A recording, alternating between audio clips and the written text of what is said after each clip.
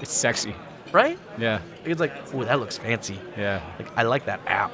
That's really cool. That'll make my life easier. That just Might not sell more cars, but make my life easier.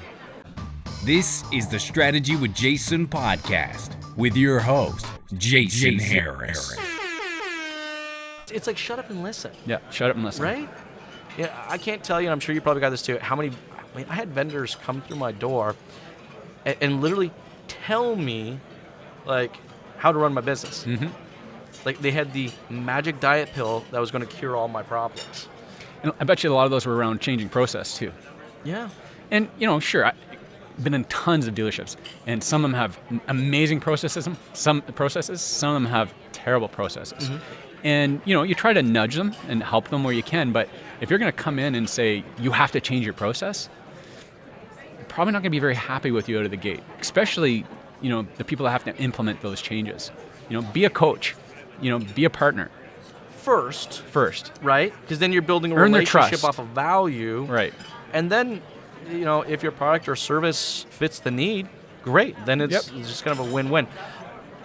I push vendors to work with their clients or their dealerships or to generate and kind of create a goal and objective. Because I find we get into a lot of products and services that we'll buy into, but we don't necessarily have a goal and objective behind it. It's just a good idea. It's sexy. Right? Yeah. It's like, oh, that looks fancy. Yeah. Like, I like that app. That's really cool. That'll make my life easier. That just Might not sell more cars, but make my life easier. Do you find that dealerships struggle with developing out goals and objectives? I think dealers, have their fundamental goals and objectives of selling more cars and, doing more service work. Mm-hmm. But on a finite level, yes, absolutely. Like, if I'm taking you on, or if I'm taking this product on, or if I'm taking this service on, what am I looking for as a result? If I'm partnering with a dealer, I'm going to sit down there. I'm going to say, these are the results that we're looking for you. We want it. We're here to fill this need and hopefully get you to this point. If you don't have that result, how do you know if you're successful?